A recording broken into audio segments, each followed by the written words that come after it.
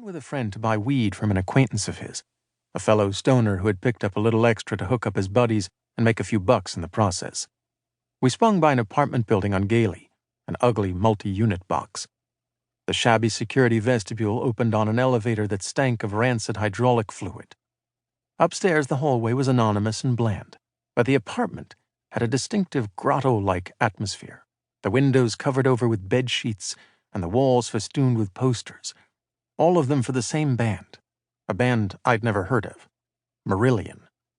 We stood awkwardly in the middle of the living room, while a line of stoned residents deliquiesced into the couch in front of us, eyes more wary than friendly. At the end of the couch, as stoned as the rest of them, sat my long-haired guardian angel. My friend got the pot, and perhaps to make the visit seem less transactional, his friend made introductions around the room. I learned the name of the mystery man, a name not nearly as mysterious as he was, Jeff. First quarter of sophomore year, there he was again, in Cinema and Social Change. Every Tuesday and Thursday, in Melnitz Hall, his myth disintegrated further, the slow grind of familiarity rendering him into just another undergrad, a fellow non-film major as clueless as I was about the movies we were discussing. This process struck me as curious. Over the years, it would spring to mind whenever I found myself having to deal with people whose fame summoned in me an irrational but persistent agitation. The gate agent bent behind the counter to retrieve something from the printer. She handed Jeff his identification and boarding pass. He thanked her and turned to go. When he came past me, I said his name. He looked at me quizzically. "Yes?" he said. "UCLA," I said. His eyebrows went up behind those lucite frames. "Jesus," he said. "You look exactly the same. Plus 20 years or so, but you know what I mean." I wondered if he was trying to place me. I started to say my name, but he beat me to it. "That's me," I said. "Names and faces," he said, tapping his temple. "It's a thing." Oh God, I thought. He's become a salesman. He put out his hand to shake.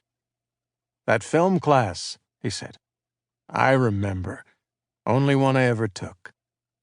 "Same. Almost failed it. Couldn't stay awake in the dark. The whole thing felt like a dream." "You didn't miss much," I said. I didn't mean it, but I was making conversation. He smiled and took me in for a moment. "Hey, why don't you join me in the first-class lounge? I've got an extra pass." "What about the flight?" He pointed at the display above the gate. We'd been delayed. I'd already spent hours in the airport, my tickets having been purchased last minute and at the cheapest possible fare. A red-eye from L.A., a layover at JFK, a flight to Frankfurt, a 4-hour train ride to Berlin, and the idea of a first-class lounge was so appealing, I could have hugged old Jeff right there and then. I trailed him through the terminal, his soft leather briefcase and fresh-looking rollerboard making me wish I'd replaced my scruffy backpack with something more adult. The terminal wasn't packed, but it was crowded enough that we made better progress single file than two abreast. His hair was cropped cleanly in a line above his collar. Everything about him conveyed neatness and taste. In college, I'd never seen him in nice clothes, only ripped-up jeans and weathered T-shirts worn inside out to obscure whatever was written on them. Whether this was fashion or indigence was never clear to me. The whole way from gate to lounge elevator, as I followed him and the rhythmic tick-tock of his bag's wheels across the terminal's tiles, he didn't once look back to make sure I was following. I wondered if he was having second thoughts about inviting me into the land of the fancy people. I hoped I hadn't seemed too desperate when accepting his offer. At the elevator, he was back to normal, or how he had been at the gate, delighted at the coincidence and looking forward to catching up, though as far as I knew, we didn't have much to catch up on. I presumed that he was one of those people who hated being alone. Perhaps if I'd been paying closer attention, or if I'd known what was to come, I'd have detected a glimmer of desperation in his eyes. I don't know. Maybe it wasn't there. Not yet. We checked into the lounge at a marble counter, where an officious young man took my pass and waved us in, letting us know that they would be announcing when it was time for us to head down to the gate.